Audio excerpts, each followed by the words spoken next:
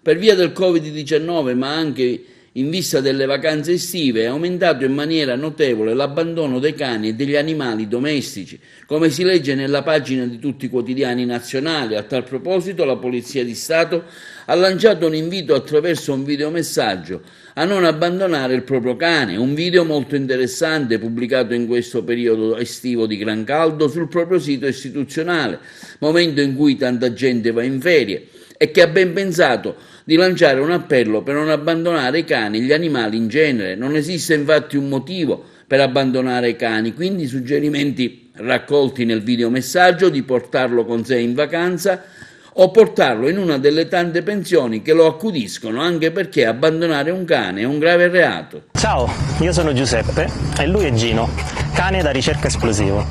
Ora siamo in servizio, ma tra poco andremo in vacanza insieme. Come me, anche Gino soffre il caldo. Per questo non lo lascio mai troppo tempo al sole, lo faccio bere molto e lo bagno spesso. Passeggiamo soprattutto all'alba e all'imbrunire, quando l'aria è più fresca. Per ospitarlo ho scelto una struttura attrezzata e non mancano spiagge aperte a lui.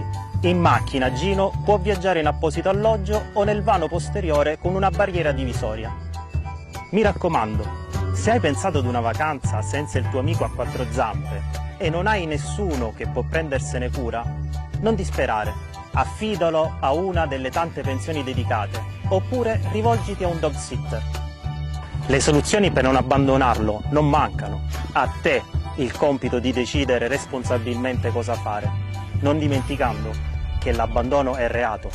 Io, se non lo porto, non parto. Dai, andiamo!